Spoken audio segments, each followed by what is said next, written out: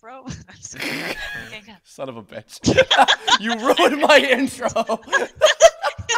God damn. Okay. Ultra Intergalactic Sci-Fi. Marina. Okay. On this new Kirblog, we're talking about a real obscure game that only I and a couple others know of its name. But I hope I'm surprised to realize they know it's a treasure. Enix's little trick called Mischief Makers. Did you see what I did there? That was beautiful. It's a treasure. Yes. It's a treasure. I'll see. It's a treasure. I'll see myself out. I'm sorry. Made the game. I'm not sorry though. Welcome everybody. No, that was actually very creative. Good Thank job. you. Good Yeah, job. this is equally as uncreative as all the other intros I do. You're too kind. Welcome. Hi. I don't know exactly when this is going up. This could either be the last Kirblog of July or the first Kirblog of August. I don't know yet because that will depend on if Casey Mangelo and I actually ended up playing Mario Brothers 3 live for you all, in which case, if we did, thanks for coming, and I'm sure it was a great time, and it was wonderful, and whatever, and wasn't a disaster. And even if you're listening to this in, like, the year 2064. 64! Oh, Christ. Or this is this weekend, and fuck it, whatever. Anyway, nonetheless, speaking of Casey Mangelo and I, she and I played a little over a month ago, before July, Mischief Maker, as she would say, as the intro would sound in the actual game. We played through the whole game. I had a great time doing that and reliving it. It's one of my, I think actually, if I'm remembering all the way back to like my first like few Kirblogs that I ever did in my like top. My top 10 favorite N64 games. I think I put Mischief Makers as my #1 favorite N64 game of all time. It is one of my favorite video games of all time. And I wanted to do a little Kirblog about it, but I could not do it alone. So I brought in a new first-time guesto. Yeah. Do you want to introduce yourself since you've never been on this bullshit before? Sure. Hi, I'm Faye Mata. And I do voices and stuff. tell the West audience about what you do, about the things that you were associated with. The things that I do. Okay. I am a voice actor, like a character voice actor in West LA. I'm best known for Lulu, the Fae Sorceress in League of Legends. Rin Hoshizora in Love Live. Should I talk about like my recent stuff? Neon Nostrad, Hunter Okay, Hunter. sure. I'm Neon in Hunter Hunter. I am Ryoka Narasawa in Occultic 9, which is coming out this year. Oh yes, that's just and kind of I'm really excited about that. Yes. Yeah, the trailer's out. So And also, I hear you play video games a lot. I'm in Atelier Furious. Oh, that's right. Yeah, I'm Furious. Main Yes, gal. I play a lot of video games. I love the video games. I hear. And Mischief Makers is one of them. One of my first 64 games and one of my most favorite games of all time. But it's probably like my second favorite 64 game. Oh, what's your #1? My first being Star Fox 64. It's so good. It's so good. That is among my top 10. I love that one dearly. Cool. Excellent. Well, I wanted to just kind of, I don't know how long this one's going to be. I don't imagine it being super long or complicated because, I mean, there is and there isn't a lot to say about this game, but I wanted to reminisce on some memories because, I don't know, this is, like I said in the dumb intro song, this is a very weirdly obscure game, even among Treasure standards. A lot of people. It's so underrated, though. Well, because a lot of people that grew up with Treasure, they as I'm finding, they know them for like either Dynamite Heady or especially Gunstar Heroes. A lot of their Sega Genesis era stuff, and not so much their later kind of weird experimental stuff like Mischief Makers and like Stretch Panic and. I guess Sin and Punishment. Well, that was a little bit later. That didn't even come out over here for a while. I've but actually never played the like Gunstar Heroes and those other games. I have not either. So I'm a bad. Get it? Get it? No. I don't believe in that. I don't believe in solving things with shooting. I believe in solving things by grabbing, shaking, and throwing. Yeah. Which, by the way, was a really cool mechanic that I had never actually experienced before in another game before then, I think. I like to think they were I ahead of can't their think of time in another one. terms of like what Nintendo was kind of aiming for At eventually the with time, the yeah. Wii, of just like motion control type mechanics of shaking and Yeah, etc. I mean, you could grab, you catch, you throw, and it has sound bites attached to it. Shake, shake, that's so fucking cool. I was so, like, my mind was blown, and I was like, I don't know, like 7 years old or something. Well, on that note, so let's go back to 7-year-old Faye. Sure. And By the way, oh wait, I don't want to like throw out a spoiler right no, away, sure, sure. but they asked for your age in the beginning. I had never actually seen like the alternate ending of Oh, that yes. age until Oh. like a Let's Play that I watched like so much later. Like I didn't know there was an alternative. Yeah, no, I only that was a saw mystery to me until the internet for certain. Yeah, Uh, anyway, I totally interrupted you. What were no, you saying? that's okay. Well, you interrupted me to have you talk again, so you interrupted Okay. yourself really. But nonetheless, I want to actually start with your memories first of first discovering and playing this game in your child's Sure. In years. my children years. Yes. Well, when I was just a wee child, I had acquired this game. So I owned it on the 64. I don't actually remember like how I had acquired it. I had it. And I played it. But my fondest memories about it involve like it was uh the first game that I had like fully done VO for as like entertainment for my younger siblings Oh, explain that actually, because that too. also, funnily Totally enough, like that. well, no, that kind of because that also ties into my wanting to do that for the Waptwa thing with Casey and Karina, because Mhm. because separately, I'm sorry, now I'm interrupting you, but fuck it, it's my All show, good. it's my show. Hey man, go with I the flow. I didn't realize that you were a big fan of this, and then we were talking about it, and then you mentioned to me that you played this with your Mhm. siblings and did all of the voices. Please tell me Yeah. about this. Well, okay, so I mentioned earlier that like Star Fox 64 was one of my favorite, or it was like probably my favorite 64 game, and I believe I played that first, and that had full VO and everything, and Hmm. it was like it had the a picture of the character, and then text, and then they would talk, but that wasn't the case for Mischief Makers, and okay, so another thing that I really liked about the game was that it had a female lead, and that was very rare. I don't even know if I played another game with a female lead besides like Metroid, Hmm. like Super Metroid, and it wasn't like very obvious either. But Yeah, anyway, yeah. yeah, so it was really cool to just like voice everything and be like a girl character for once, and uh, it was kind of like a gateway into even like anime stuff because it's just like it's like chock full of anime-ish tropes, like character tropes. Hmm. And I just had a lot of fun doing these different character voices with my siblings, enjoying it because the like the joy it brought them was very entertaining to me as well, and it was really easy to babysit them in that case. I was basically a baby too. Um, I don't know. It was just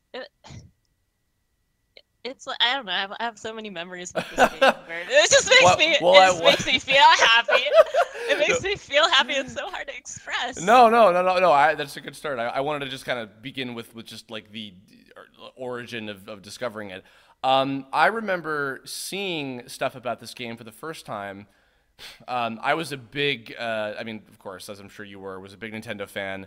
Hmm. I got an N64, I think, the year after it first came out, because I got, interestingly, Star Fox 64 was one of the first games I got with it, and love that dearly. But I remember Okay. seeing stuff about this game for the first time in one of the two only magazine publications of it I think I've ever seen, of which both of those publications were in Nintendo Power, which I was a subscriber to for many, many, Uh-huh. many moons. And there was a feature just kind of talking about it. I think that they actually might have not even had like a full walkthrough yet. It was just like information about it, and they had little character profiles and info about Marina and Professor Theo and Terran and the Beast Tector and the Evil Emperor, who in that I think I saw that too. I mean, they had it's so they had so the little long did ago. they have the little headshots of all of them and like the little info about each of who they were and shit. Yeah, I mean, I love the character, um, I guess development and just like there's so much to each character, and it was really cool reading about each one. I mean, it's also in the manual, isn't it? Actually, I don't think I've ever. If I have, it was a long time ago, but I don't know if I've ever So, actually seen the American manual for Mischief Makers. oh, really? I've seen the Japanese one, which What? which I own because I own a Japanese copy of the game just Wow, look at you. for novelty because I found it and I wanted it and fuck it. But nonetheless. No, that's actually pretty cool. If I had come across one, I would probably want one too. I found it in probably I think I found it in Well, I'd have to ask my dad or mom or something. probably Magfest or something. I think I found it, but I wanted it super bad, so I was like, I'm gonna get it. So I did, but nonetheless, Cool. yeah, so I heard about this game in Nintendo Power, and then I think after that I caught it in my local not Blockbuster. I almost had to stop myself. The the Hollywood Video that was local to my Oh hometown. my God, I forgot about that. Yeah. Actually, question is Hollywood Video that's not an East Coast thing primarily, right? I don't think so. I had a Hollywood Video in my hometown. Okay, yeah. So then it It was in wasn't only Wisconsin, okay. in the Midwest. Well, oh, I forgot you're not from here. My bad. I'm dumb. No. I keep forget. I just associate you so much with California. It's weird. Well, Anyway, you but said East Coast also, and we're on the West Coast. So. true enough. But oh, I did. Yes, sorry. Yes, I meant East Coast. Yes, but no. Well, because I grew up in the East Coast. Sorry, whatever. Yeah, Nonetheless, yeah. it was there. And I rented it, and I rented it, and I rented it, and I rented it over and over and over again. But why didn't you just buy it? Well, because at the time I was kind of limited to whatever my parents were buying me, and that was back also when it was like, oh, we could just rent games and stuff, and like I didn't know if I was ever gonna buy it. I just didn't have that thought to do that. So, and I think I actually mentioned this about my experience with Mario RPG for a long time too, where I would rent that. I love that game. Of course, who doesn't? Okay, you may continue. And you know, as I would rent it, the different save files would be on different points of the game and stuff. And because I wasn't very good at it, that would often be like how I would just kind of explore around and stuff. So when I would rent this copy, I would be like, oh, I don't know how to get past this area, or I don't know how to go, you know, through this part or whatever, until eventually I guess some other person just beat the whole game, and I'm like, all right. And then my Hollywood Video was going out of business, and I decided that because they were selling a lot of the games that they had there, I'm like, you know what, fuck it, I want it. So I Oh, so you bought that copy? yeah. So my copy of Mischief Makers is the copy from the Northport Village, Long Island in New York copy Nice. from Hollywood Video. That was That's a then lovely replaced by a Blockbuster shortly after. That I'm sure no longer exists. But anyway, yeah, and then also of course the other Nintendo Power publication had little quick walkthrough stuff for I think all of the first 3 worlds in the game, and then had like a preview of what the 4th and 5th worlds were going to be, but they were like, you're gonna have to figure it out on your own because we're not gonna do another publication about this game because it's too obscure and no one cares. So that's not true, but either way, yeah. So then and then I owned that copy, and that was mine copy to love forever and always, and that's not appropriate. Anyway, but so I guess onto the game itself. So Mischief Makers, of course, for any of you who have not played this game or did not happen to see Casey and Mai's playthrough of it, Play the game. it's a weird-ass fucking game with lots of bizarre shit happening in every level, which is kind of the beauty of it because basically... It's so crazy and everything's alive, I think. Or possibly, or in massive suffering, as it often looks like. It just, everything looks like it's in suffering they with all the... look really bad. the Clancer faces. And it's glowing red. Anyway. But yeah, like every level is filled with some sort of like weird gimmick. So that's kind of I think what really stuck out to it about me, because I was big into platformers. I loved 2D games, but this was not. This was very, very, very, very different than anything else I had ever played before. Control-wise, character-wise, like this was. I think by this point, Pokemon and Dragon Ball, the two strike hit of getting me into anime had happened. So I certainly understood the art style, I think, by that point. Yeah, it's just a bizarre game, but like every level has some weird, crazy, inane bullshit in it, and I love it. But tell me, were there any particular stages when you would play through with your sisters and stuff that you have specific memories or stories or anything funny about going through? God, I don't know where to start. Well, first of all, Professor Theo is like a huge perv, and that was like a really weird but also hilarious trope. Did that fly over your head as a child? No, I mean I watched Dragon Ball, so I don't know. I was just like, oh, this is like basically Master Roshi. Yeah, they look like they could be long lost brothers, and not like the long lost brothers that are actually in the game. LOL, but lol. Spoilers. It's a good game. Carry I think on. we're way past spoilers at this yeah, point. well, yeah.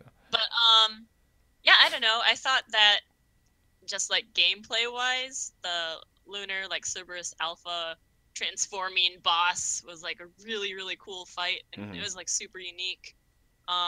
Let's see. I had like a funny bird crush on Marco. As I found out shortly before we started doing the WoW Squad thing, and I'm just like, oh god, what? Did you like Falco too? I was a little bit into Falco too, and it's not even like I was into furries. I just really liked the characters. I don't know. Well, I mean, Mirko was a pretty boy anime trope, in terms of his disposition and his hitting on Marina in every level. And that I was he's like in. a confused, little girl. So. Little 7-year-old. What is happening? I was just like, oh, is this love? I don't understand. And Taurus. I think he's probably like the smart one. And I'd probably like him nowadays. I mean, he just came off as a big dumb gorilla to me, so that's interesting that you interpret him as the smart character of the three. Well, maybe it's because at the end he looks like a scientist or something. That's true. Yeah, he looks the most like classy.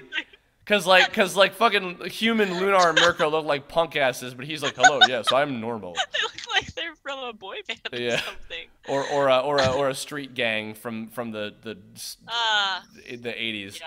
I don't know, but Lunar has a real character. I love characters like actually I found out over the top silly. Yeah. I found out from the so I've not played the Japanese version, but I found one day when I was exploring Nico Nico video after the Kumi Kyoko medley phase I went through for a while. Some say I never left that phase. I was exploring that site, and I found a playthrough of the game fully in Japanese, and I was curious about some of the differences. So I was hearing clips of all the characters, and was finding out they all had different names, and even all the like transforming robot mounts that they had different names too. And Lunar has actually kind of a more like normal standard anime-esque voice actually. Oh, really? Yeah, which I maybe that might be disappointing to hear that, but yeah, I mean, like Mirko and Taurus sound pretty much the way that you would expect them to be. But whoever, and I'll get to that a little bit later, but whoever played Lunar was making clearly a choice to go a different direction with his like. I saw it as like he looks like a hyena. Let's make him laugh and be all crazy and weird, like a fucking Lion King hyena or something. But I'm also recounting things about the levels themselves. The first world itself is pretty. Oh, by the way, oh yeah, about Lunar. Yeah. Just raccoon. made me think of Winter. You know, I had to mention it. that was not intentional, and Mac doesn't know anything about that game, but that is there probably might have It been makes some it like extra charming. For me. some unspoken like influences mayhaps when I was writing him in the first episode. Who knows? But Anyway, levels. no, that's okay. Yeah, I mean, First World, not a whole lot to say. It's very basic. I guess it kind of gives you the lowdown on like the weirdness level of this game and Tutorial everything. level. Yeah. Well, I always thought it was funny how you could just like straight up throw the old dude. I mean, he dies anyway. It's like, geez, man, I know. give him a Probably fucking because break. you threw him in the beginning. No, he gets killed by the. Fractured all his bones. He gets killed by the fucking cowboy evil clancers that you gotta stop or whatever. But yeah, and then same thing with the lava. Really dark, by the way. It is. But he's okay. Then he comes back on a Nimbus cloud and makes everybody into pretty boys. Yeah, and then the same thing with the lava world. But up until the battle with the Megan and Son, or Megan, them, the dragon people. Probably Megan. So I saw constantly every advertisement of this game had stuff about the battle with little Megan Jr. Quote unquote little, because I feel like that boss fight was like the selling point of that entire game of like, look, like you are a robot girl who is so strong that you can literally grab this guy by the fist and throw it back. And then he looks all confused at his face and hurt him lots and etc. You're totally right. I remember seeing advertisements with like that on TV or something. Was there a commercial for this game? Is it on TV? Maybe it was just pictures. There was definitely a magazine ad. Was there a TV commercial? There was in Japan, which had the theme song in it, which is adorable. I don't think there was an American TV commercial. I feel like it wouldn't have been a game big enough to warrant one, to be honest. But nonetheless, yeah, I would see that everywhere. Maybe it was just in my dreams. I had a lot of Mischief Makers and N64 world dreams myself. But I remember also, I think maybe even, no, you know what? It was in that first of the two Nintendo Power advertisement things.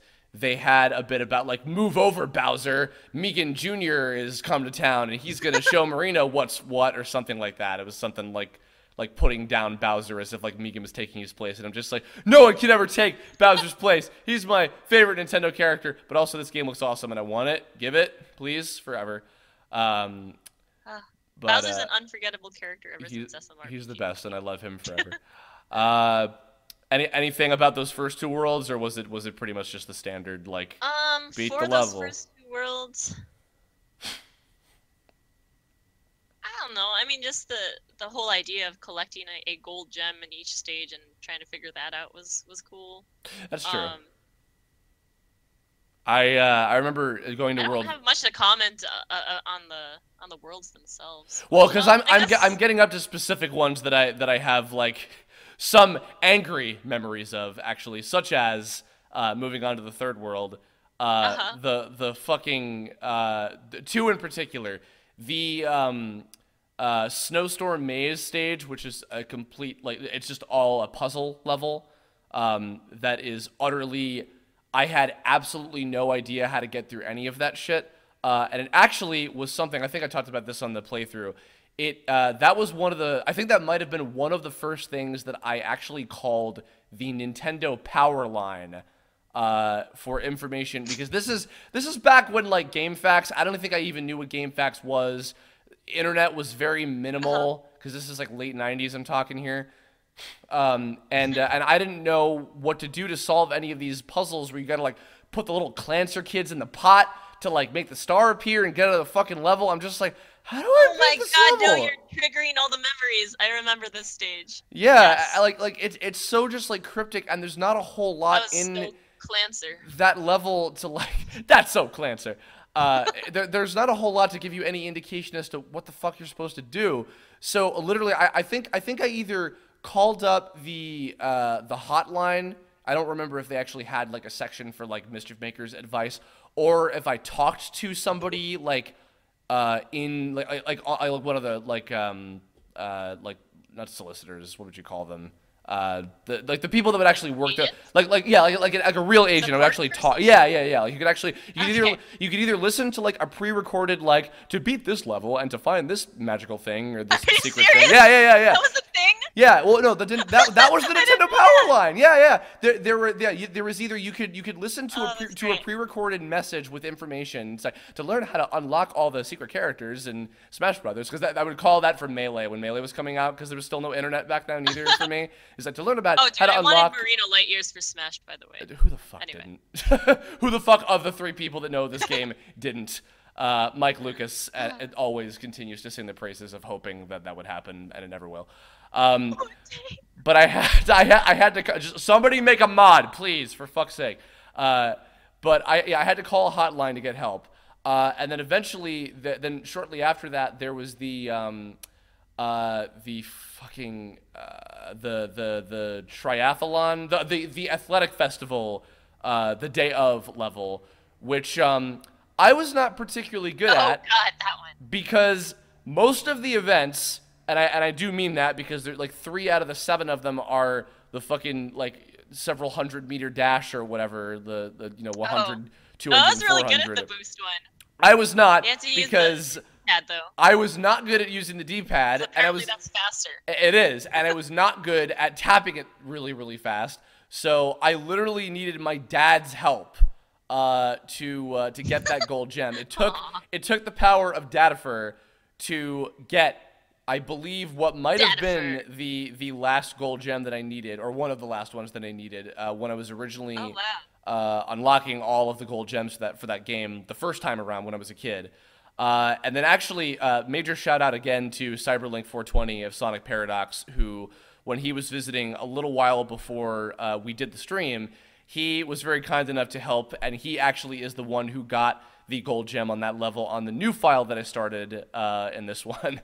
So thank you, Luke, if you hear this, for helping out with that. Yeah, that level was not easy for me as a kid. But you were decent at that, like even when you were that young? Yeah. I was pretty good at it, I think. Shit was impossible.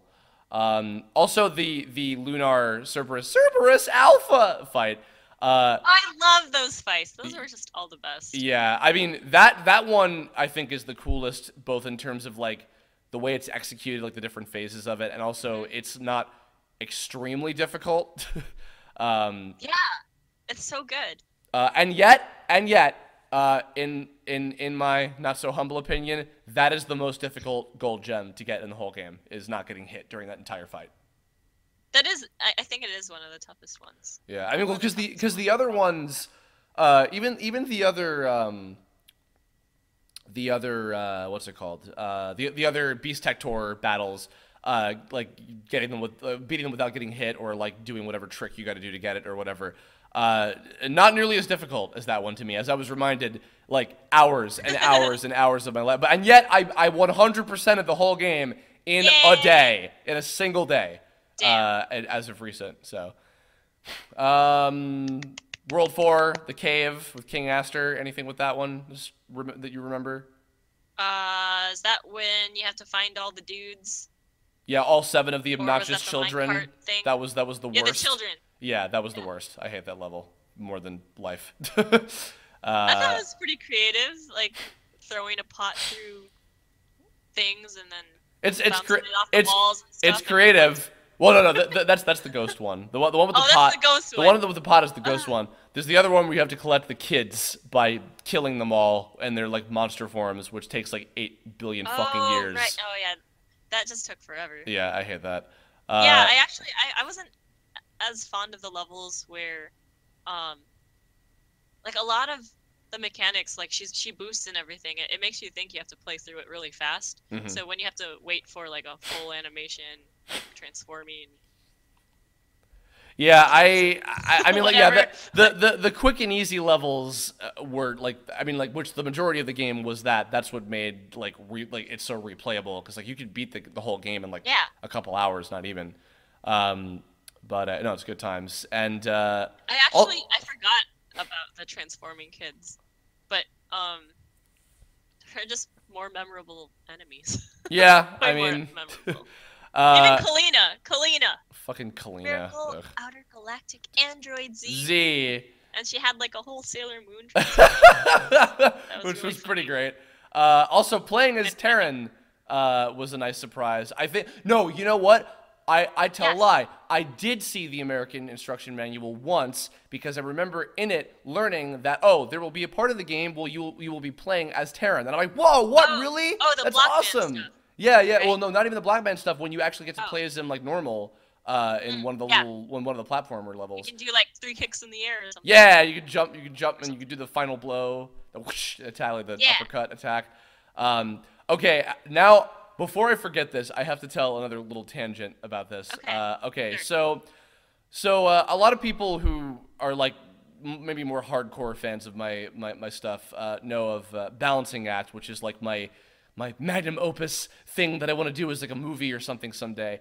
I have not talked to I think anybody else about this like at all before, aside from the people that I knew, including Mike Lucas back then when we were doing this. So in a really, really early incarnation of that, when it kind of just started as like me and my friends during recess, like playing pretend and being superhero characters or whatever. In the earliest incarnation of it, I'm talking when I'm like, you know, between like 5 and 12 or whatever. It had a lot more like pre-existing characters because I wasn't thinking back then about like actually making this like into a real production someday. So, you know, a lot of Pokemon characters and, you know, like we had Pokemon teams, that kind of thing or whatever, you know, maybe the more expected kind of stuff. But also, I just really liked the Mischief Makers characters. So, you know, as I'm sure Faye from, well, also from now having done Hunter x Hunter and being reminded of shonen anime where you have like different arcs and sagas, or sagas as we called them back then because of Funimation's naming scheme with DBZ VHS tapes. So we had an entire arc that was about Marzen 64, who was that one evil Glancer guy with the like spiky thing on his head that worked for the Emperor. And I think literally almost every major character in Mischief Makers was like in the lore of the earliest iteration of Balancing Act, when it was just me and a bunch of my friends playing pretend at recess. We had Terran as like a recurring character who I was trying to kill off after a while because I wanted to give his arc a completion, and all of my friends who didn't even play the fucking game were like, no, don't kill Terran. We want Terran to be around. We want Terran. We like him. And I'm like, he's not even a real person. And he's an alien. And he died, guys. For fuck's sake. Like, and then also I remember having actually a character based on the evil emperor, which also this was before I found out that the twist of him being the brother, Professor Theo's brother. I just thought that he was just the talking like monolith thing. Which also, because of that early Nintendo publication, I just called him the Monolith, because that's what they referred to him as, and I thought that was such a fucking cool word that I clung to it hard. So we had a character in it, and I think actually That fight was cool too. yeah, it's I mean, very the idea simple. of it. Oh well, you throw like you shake the opposite words and you Yeah. fight them with your And feelings. it was like hate, and then you could shake it and make it love, or Love, whatever. and you have to find the word dire and make it into lucky, and then you get the gold gem and stuff. Yeah. But yeah, no, the monolith / the evil emperor, like that was for like continuing through a few more incarnations of Balancing Act when I was like, I'm gonna write it as a book series and then it'll get adapted into an animated series because that's how that works, right? I'm 10 and don't understand anything. Hey, that's really freaking cool that you did that when you were like 10. I wrote insane. little mini stories. They were very weird. I made little comics. Oh. You drew. That's right. That's a story for another day. That'll be a separate Kirblog. I'm not even kidding. No, yeah, I still had a character kind of based on the monolith for like a while in Balancing Act before I was just like, all right, I need to stop like trying to adapt this into a place where it is appropriate at all, because it's just like this is silly and this is such a weird remnant of when I was like 12. I'm done now. Great, I mean, if you think about it, all writers start at a young age like admiring something like some kind of they draw inspiration from characters that they like. Sure. Right? Yeah, So I just thought a I don't giant think it's too talking weird. I just thought a giant talking brick was cool with like strange Egyptian-esque hieroglyphic things on it. Yeah. No, I remember also I taped a piece of paper to one of my VHS tapes that came with a Nintendo Power issue because it was about it was that Banjo-Kazooie videotape that was narrated by John fucking Lovitz for some reason, just introducing the game. And I put a piece of paper on it and drew the evil emperor like symbol like eyeball thing on it because I wanted to just have that as like a toy to interact with my other toys. I was obsessed with the villain of this fucking game for some reason. It was bizarre. But yeah, nonetheless, I guess going back to the There's levels something themselves. so creepy, foreboding about like a faceless Uh, thing. It's like that has fucking so much it's like power. Evangelion, like the Sele guys, like there's just those little floating. Yeah, man. I mean, Yeah. they could be like evil, menacing dude like Lex Luthor or something. Or it But could be a there's, talking brick. Or it could be a big brick. Why not? We talked about the fight with him in World 5 as well. World 5 is looking back really cool. Just aesthetically, like fighting on like a giant flying like air fleet and shit. Oh, right, yeah. Having another Where you're riding on a missile? yes. Or Well, no, something else? that's well, no, that's earlier. You're riding on the you're riding on the bee and avoiding Oh, missiles the later bee, on. yeah. Yes, Yeah, I yeah, remember. yeah. Bee's the one. No, the missile surf level, which is awesome. That's in the third world. Nonetheless. Yeah. But yeah, also Gosh, I haven't played it in so long. World 5 had another aggravating puzzle level that I think I might have. I think that by the time that I bought my copy, I had the internet to look up how to get all the gold gems and like how to beat the stages. So by that point, I could be like, okay, how do I fucking get through this? And then I did, and then I'm like, oh, now I have to fight this fucking pirate boss, and I hate this fucker because he's impossible to kill. Uh, and then came the biggest bane of my existence. For a long time, the toughest boss fight in the entire game for me, even more than the actual final boss, was Phoenix Gamma. Was the little drill bird thing. Mirko. I was so bad at that fight. That took like I remember way having a longer. hard time with it at first, too. It took way longer than like I think probably any other stage in the entire game for me to just even beat it and to figure out what the hell I was doing. Yeah, it was tough to figure out what you're even supposed to do in Yeah. that level. In fact, still to this day, I'm too afraid to take his sword from him. I think I finally did in that first phase when I was playing my little 100% bit through. I think I did finally have the balls to just grab it because I think if you hit him with it, it's like a 2-hit KO, and then he moves on to the bird head it's really the bird small. head phase. But yeah, that shit was ridiculous. Any other bits about any of the other levels coming to mind as you're reminded? I just remember beating up a lot of animals with the same weird faces. I felt so bad. I was like, I don't want to hurt them. They're Yeah, my- and they'd start crying and stuff. Can't they just be So can't they just sad. be my friends? I like them. I like the mole guy. Who you just like step on over and over and over again until he likes it. Aw. Also and of course the fucking Beast Tector Megazord fight is one of the coolest things. Oh, yeah. ever. Oh, for sure. It was so Um, cool. Like they would do like a whole close up when she'd catch a missile and then throw Yeah, it yeah. back The with little another sound bite. hooah! Come on! Let's go. Cool. And then fucking Yeah. shooting him from the over the shoulder perspective.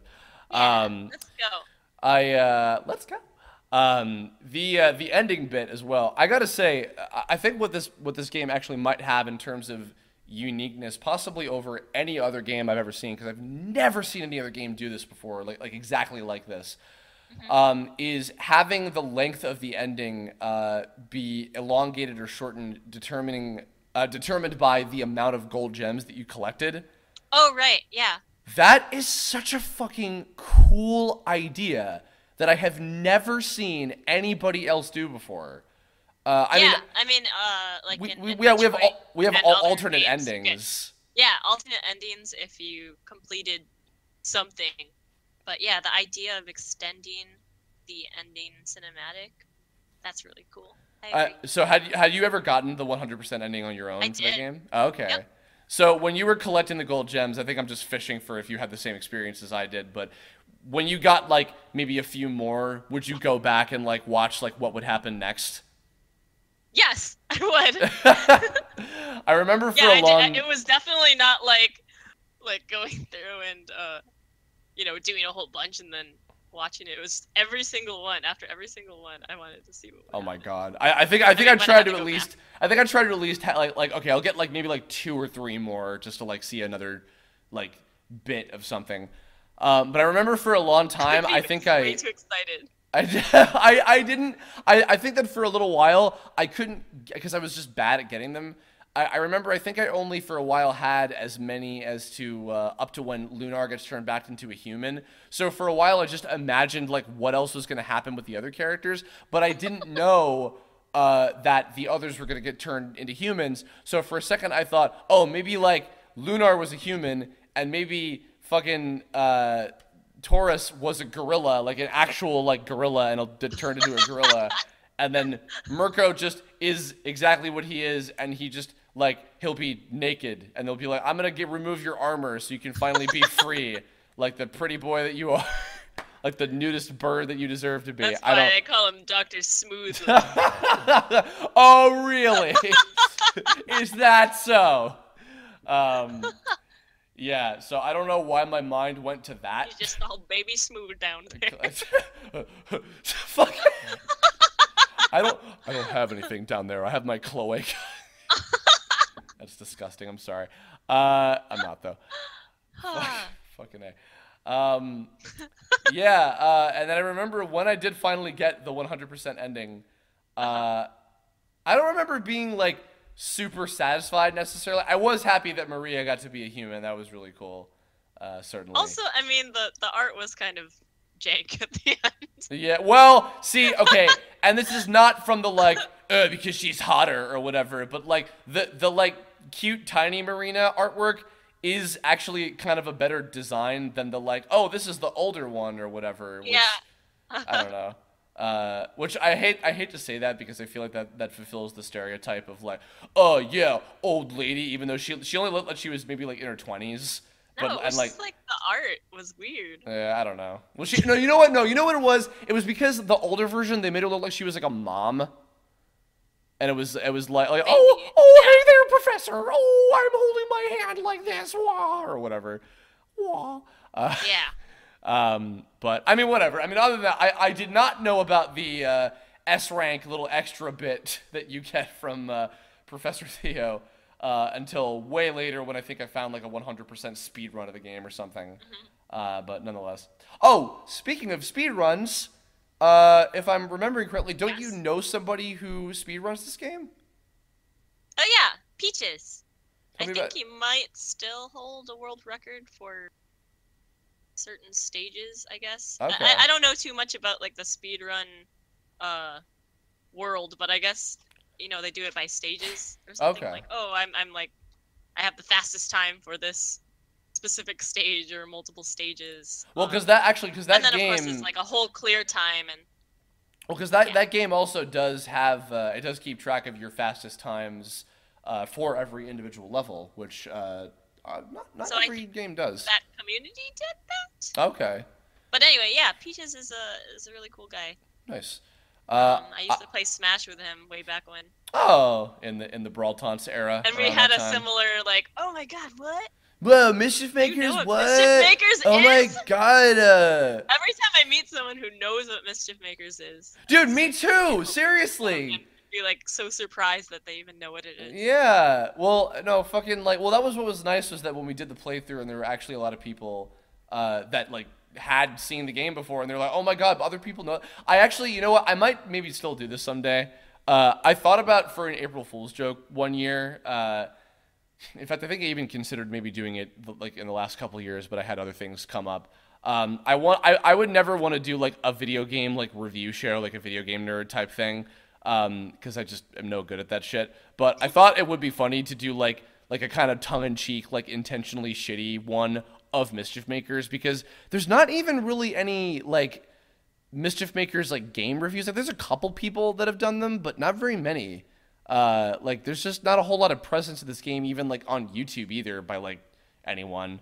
I think I'd always hoped that Yeah. like somebody semi-popular who like Wait, liked so you this do game. like a fake game review? What do you Yeah, mean? like pretend to be like, hi, it's me, Kerbifer. Like I've been like as if I've been like doing it forever or something. I mean, Oh, okay, I get it, I get it. I mean, I'm kind of Wait, so it would actually be a game review, it would be, but it but would be like tongue in it's cheek in terms but of like, yeah, it seems like yeah. it's part of a whole series, but you're not actually gonna do it. Yeah, yeah, yeah. I mean, like, I don't know. Yeah. I mean, I've spoiled the whole joke now that I've said this out loud, but you know, other things that make me Cut happy. it out. Sorry. Never. Is oh, you know what? Actually, I forgot one thing. Whatever. You know what? I think I was gonna intentionally leave this out, but I don't give a shit. We did include a Mischief Makers segment in one of the Nintendo collabs. We actually made it the credits sequence of the third and final one, which was cool. Yeah, so that was my little one shout out of anything that I've done in there. But other things that made me happy was actually when I got my Japanese copy to find out that it came with a little cute prequel comic about like Marina and Professor Theo going off into space, and Marina has a whole like group of sisters of other android cute girls, and there's the Super Marina sisters as they're called. Yeah, that's a real thing. What? You've not seen this, have you? Really? I'm gonna have to show you that at some point because that shit's the best. Yeah, I didn't know about that. Yeah, yeah, it's a little mini comic that comes with the Japanese instruction manual, and it's super cute. Yeah.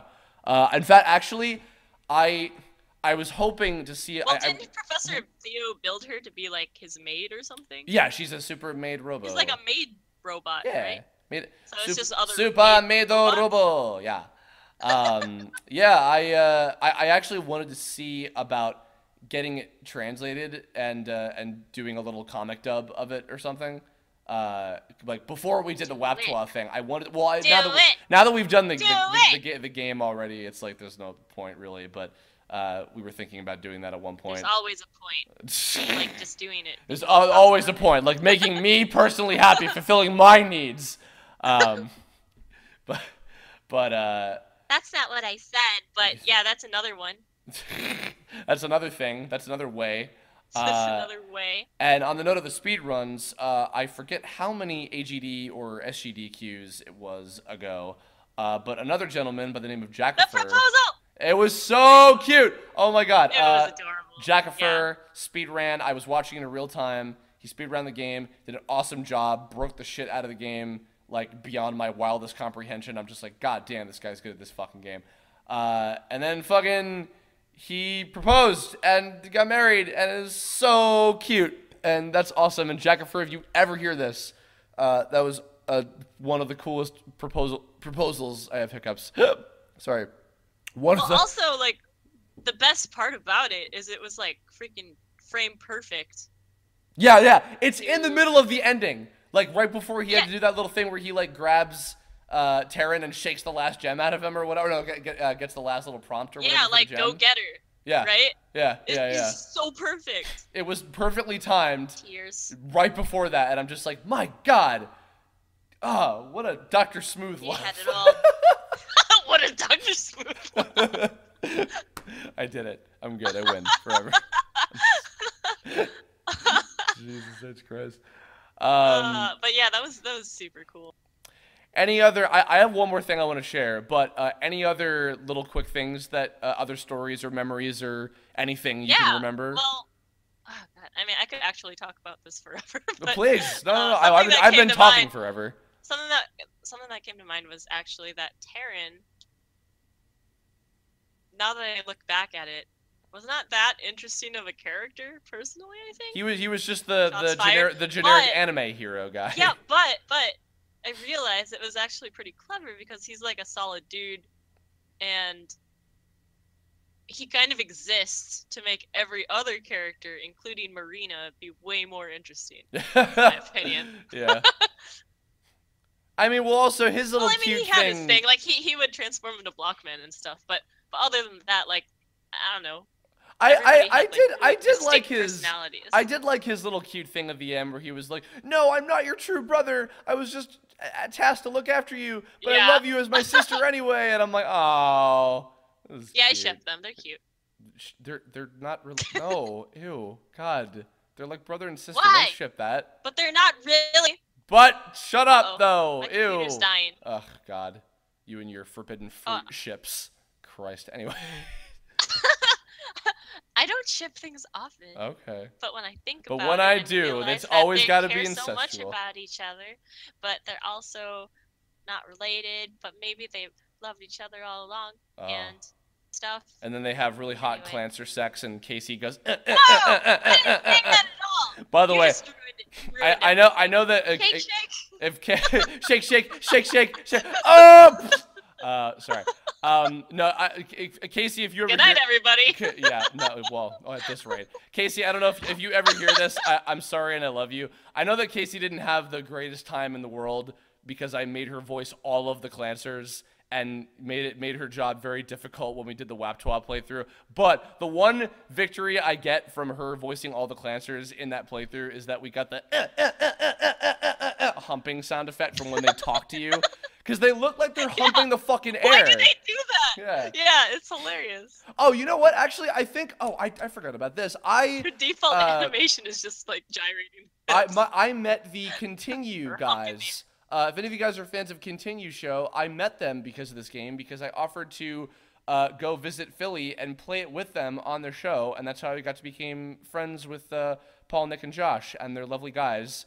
And they played the game and didn't understand it at all, but it was hilarious, and they made jokes about her dancing and Clancer's humping and etc., and it was hilarious. So anyway, sorry, carry on. I interrupted you. Oh no, that's really it. I think I don't know. I think even today characters are written to just kind of be like the normal dude, so that every other character is super interesting. Well, Marina, for the hero, I liked her like sassiness. And I thought... Yeah, I mean, she was quirky and stuff because of him. Well, and also, I thought it was hilarious that, like, everybody in the game had a crush on Marina. Like... Yeah. That was kind of funny about, like... I think that really was, like... That might have been the very first game that I had also played with a female lead hero. And it was... I didn't, like... I don't think I really even comprehended, like, having crushes on things or thinking characters were cute or whatever. Like, not yet. I mean, maybe I, like... secretly thought like Misty was cute and didn't want to admit to anybody, which I think the rest of the world was. Well, actually, like... now that you mentioned that, it might be because I was put in this female character's shoes and everybody was in love with me. I was confused. Oh. And I was like, oh, I think I have a crush. Well, I mean, there was a time where like everybody was in love with you as well. So you know. I'm sorry. Well, we weren't gonna go there.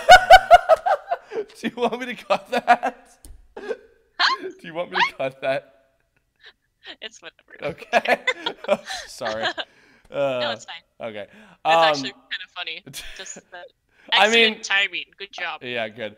Nonetheless, fucking yeah. No, Marina's great. You know, actually, I will say this too. I don't remember if I said this during the playthrough either, but. It is a personal goal of mine someday to make a game kind of like Mischief Makers, not like a sequel, or although I mean if God forbid I was ever in the position to be able to do that, not that that would ever happen, that'd be fucking amazing. But people make spiritual successor games. Yeah, I mean but not like flat out. But it wouldn't be those characters. But like something like a weird ass platformer with like bullshit, strange level concepts. Do it, please. Do it. Someday. Let me make Tome first. I think that's the first fucking priority. So I have one last story. This was cool. Tell the story. So for a long time, and there's still some things about this that were sadly left a mystery, but I'll have to accept it as that.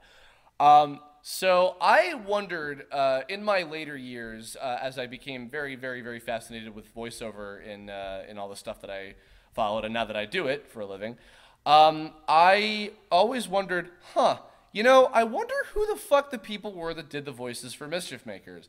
I know who the Japanese cast is, of which actually the Japanese cast had some pretty decently well-known seiyuu in it.